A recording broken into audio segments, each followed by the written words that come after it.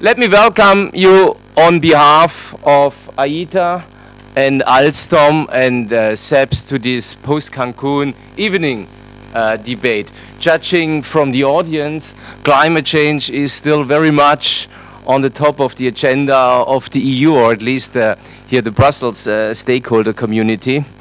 Therefore, we are trying to analyze, what has happened in Cancun, but also what are the implications for the future EU policy, domestic and international.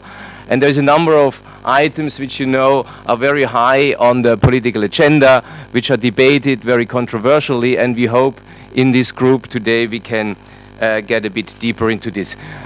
Before, we would like to give the floor to Helle, who will give a few introductory remarks. I would also like to take the opportunity to thank again Alstom for offering a reception at the end of this meeting. There will be drinks served.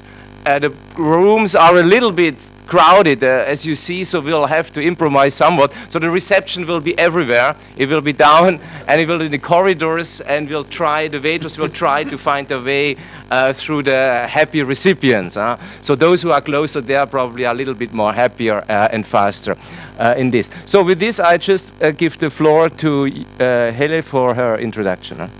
Thank you, Christian, and ladies and gentlemen, welcome to this event organized by us. It's an opportunity to discuss what came out of Cancun, and I look very much forward to the debate later today. Are there any? Louder. Yeah. Right. Alstom, as many other companies, have a strong interest in the outcome of Cancun and would like to see some clear signals. And in many ways, we are very happy about the fact that there was an outcome of Cancun, the fact that all parties except Bolivia supported more or less to transfer what is in the Copenhagen Accord and then some into a UNFCCC text, especially the agreement on 2 degrees, the agreement on progress on monitoring, reporting and verification, the technology mechanism and its executive committee and the technology climate centers, the Green Climate Fund, the long-term funding or commitment to find the money by 2020 and beyond, and least but not less the conditional decision to include CCS and CDM. These are all elements that we find very positive, even if a lot of work remains to be done. It gives us hope for COP17. Clearly, and coming from Denmark, expectations needs to be monitored carefully for COP17, but we as business have a lot to offer on many of these elements, technology-wise and also when it comes to financing and carbon market development in particular. And this is where I come to some of the areas where Cancun has left a number of things to be fixed. There is clearly an urgent need to find ways of making sure that private sector financing through market mechanisms can be created, pave the way for that.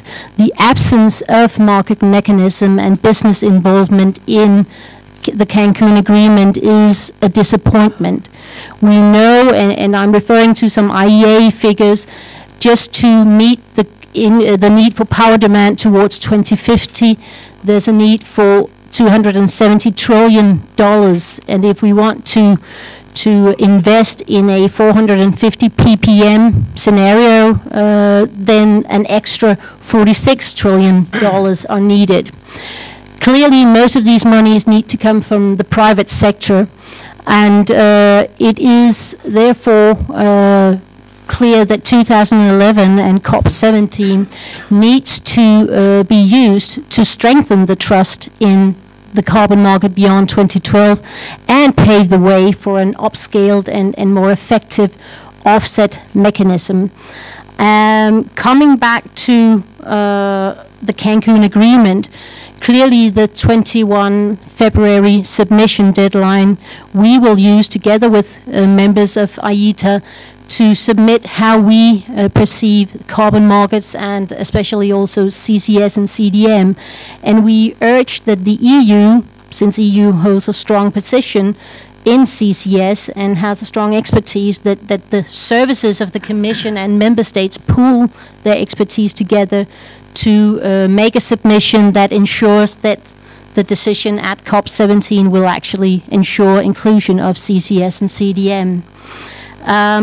We would clearly like to see clearer signals on a domestic and regional level, also from the EU, looking at how can we, even with no global agreement just around the corner, how can EU and other countries meet their Copenhagen Accord commitments? What are the actions needed?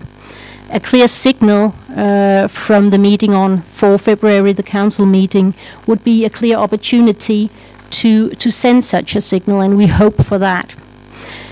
As long as we're waiting for a global agreement, we would also like to see the regional development of carbon markets to happen. As I have already stated, I hope this year will be the year where something is happening, and a bottom-up approach is definitely needed.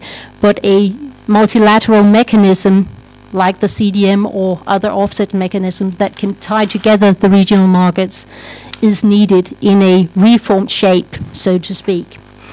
Finishing off with these words, I, much like Gary Larson, basically we should take action, and we should have, so we can always hope for a time machine. Thank you, and I'll leave the floor to Christian and the speakers.